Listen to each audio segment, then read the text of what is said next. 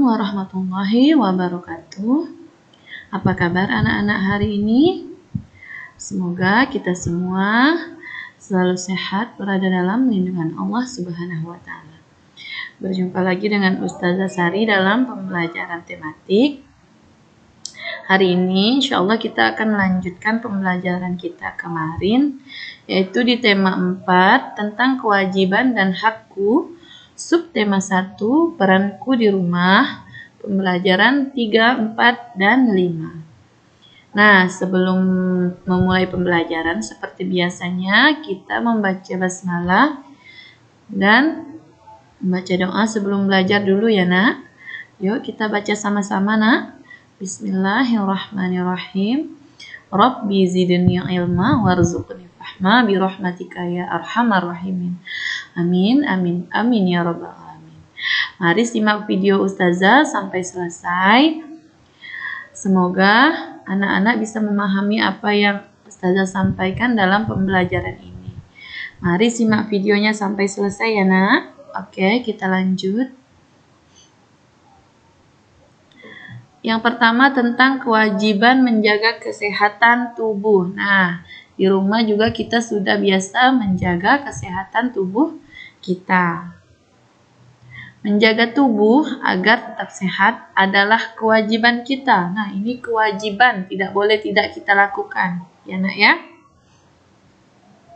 Nah, ini kalian melihat gambar ada lauk, ini ayam, ada sayur wortel, brokoli, ada buah alpukat, ada ikan salmon. Banyak sekali ini makanan-makanan yang baik untuk kesehatan tubuh kita. Menjaga dan mendapatkan kesehatan merupakan kewajiban dan hak yang harus dijalankan dengan seimbang. Nah, kita tidak hanya mempunyai hak untuk misalnya menjaga kebersihan rumah saja, tidak, ada juga kewajiban lain. Itu seperti apa nak? Menjaga kesehatan tubuh itu juga harus dilaksanakan, jadi harus seimbang. Rumahnya bersih, tubuhnya bersih, ya, semuanya harus bersih karena kebersihan adalah sebagian dari iman. Makanan yang dimakan harus halal. Anak soleh wajib menjaga adab saat makan. Nah, makanan yang halal itu akan membawa kebaikan untuk tubuh kita, untuk kehidupan kita. Dan anak soleh itu adab makannya harus dijaga. Udah tahu kan? Kita sudah sering belajar tentang adab makan.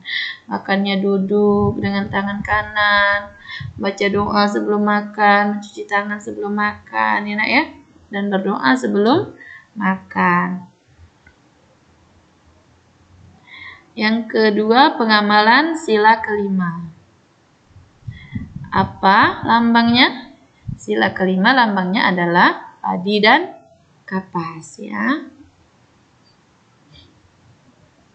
Makna lambang padi dan kapas adalah bahwa padi dan kapas adalah kebutuhan dasar manusia, yakni pangan dan sandang, makanan dan pakaian, yang melambangkan kemakmuran. Nah, makanan padi itu adalah makanan yang sangat dibutuhkan oleh manusia. Kalau tidak makan, kita bisa hidup enggak? Tidak bisa kan? Dan pakaian juga merupakan kebutuhan manusia. Kita harus pakai pakaian, harus menutup aurat. Karena kalau kita tidak menutup aurat, kita akan mendapatkan dosa. Apabila kewajiban tidak dilakukan, maka akan mendapatkan sanksi atau akibat. Contohnya, jika kita tidak mau belajar sebelum ulangan, maka kita tidak bisa menjawab soal dengan benar. Kalau soal yang dijawab tidak bisa menjawab soal dengan benar, maka nilai kita bagus atau buruk? Nah, buruk kan nilainya, karena kita tidak tahu jawabannya, kita tidak belajar. Nah, bisa-bisa nanti tidak naik kelas karena tidak belajar saat ulangan. Makanya kita harus menjalankan kewajiban kita dengan sebaik mungkin agar nanti apa yang kita dapatkan itu kebaikan juga. Hak akan diperoleh jika kewajiban sudah dilaksanakan. Contohnya, jika kita rajin belajar, maka kita bisa mendapat nilai yang bagus. Nah, itu. Insya Allah, kalau kita sudah belajar dengan sungguh-sungguh, dengan serius, insya Allah nilai kita akan bagus, tidak akan jelek nilainya ya. Asalkan belajarnya dengan sungguh-sungguh, dengan betul-betul. Jangan belajar bermain, jangan bermain, tapi belajar dengan benar ya nak. Selanjutnya, membaca dengan suara senyap atau tidak bersuara istilahnya ya. Membaca dengan suara senyap adalah membaca tanpa mengeluarkan suara sekecil apapun. Membaca dalam hati, Bana. Ini maksudnya. Dan memahami isi teks bacaan tersebut di dalam hati. Nah, bacanya dalam hati, tidak mengeluarkan suara. Tujuannya agar kita bisa berkonsentrasi dan memahami isi bacaan, sehingga tidak lupa dengan apa yang sudah dibaca. Kalian boleh ambil buku paketnya tema 4. Latihan membaca senyap pada teks halaman 34. Yo, ambil bukunya dulu, ambil buku paketnya. Sekarang anak-anak boleh latihan membaca di halaman 34 dengan suara senyap atau tanpa mengeluarkan suara. Bacanya di dalam hati ya.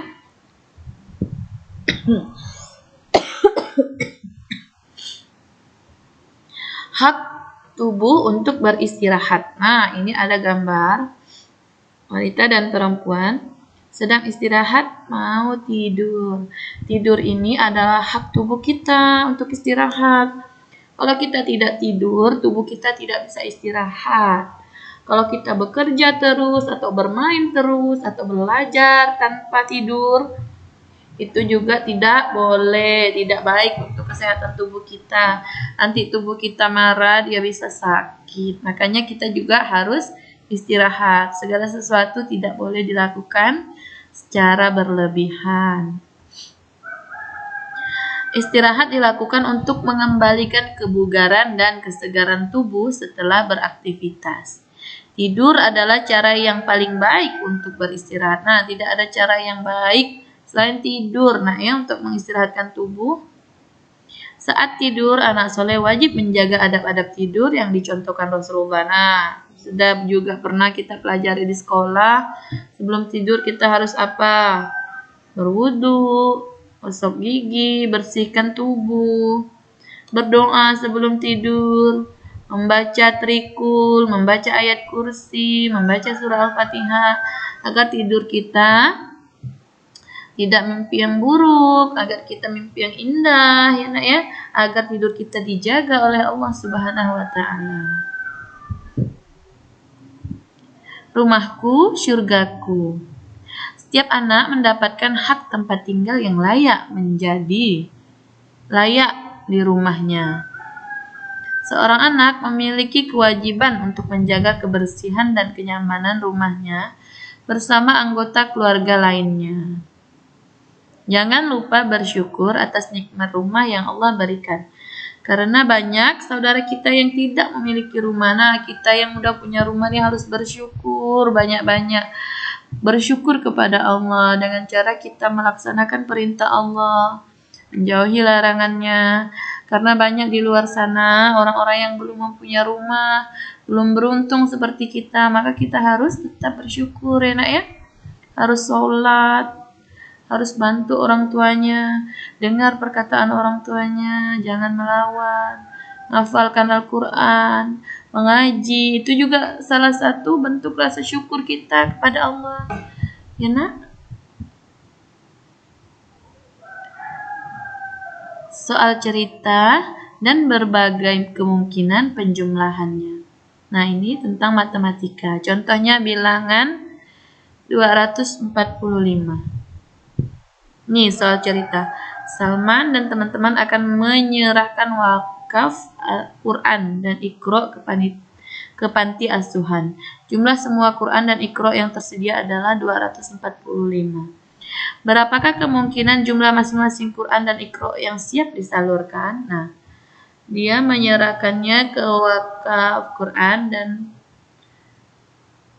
Iqra ke panti asuhan. Qurannya ke wakaf Quran dan Iqra-nya ke panti asuhan. Nah, Kemungkinan berapakah jumlah Iqra dan berapakah jumlah Qur'annya? Bisa kita buat kemungkinan jawabannya seperti ini. Nah, bisa saja Qur'annya 145 dan Iqra-nya 100. Kalau dijumlahkan hasilnya adalah 245. Nah, kemungkinan kedua, bisa saja Qur'annya 200 dan Iqra-nya 45. Jika dijumlahkan hasilnya adalah 245. Kemungkinan jawaban ketiga adalah bisa jadi Qur'annya 125 dan Iqra-nya 120. Jawabannya juga sama 245. Nah, kalian boleh membuat jawaban dengan kemungkinan-kemungkinan.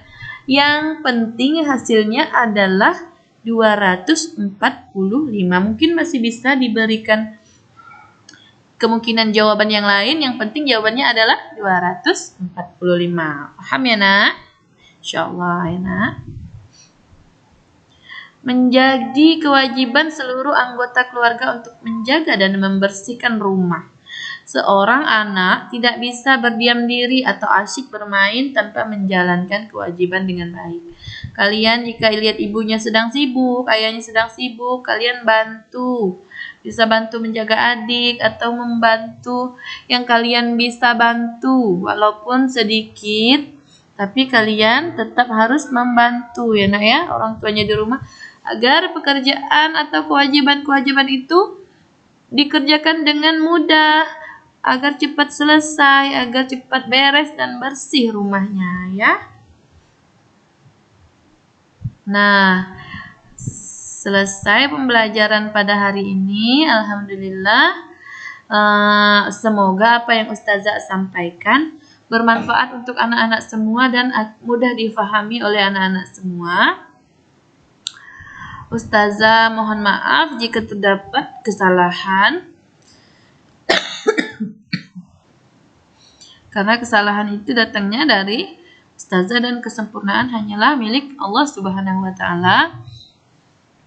Kita tutup pertemuan hari ini dengan membaca hamdalah alhamdulillahirabbil alamin dan doa kafaratul majelis. Subhanakallahumma wa bihamdika asyhadu alla ilaha illa anta astaghfiruka wa atubu ilaik. Ustazah akhiri wabillahi taufiq wal hidayah. Wassalamualaikum warahmatullahi wabarakatuh.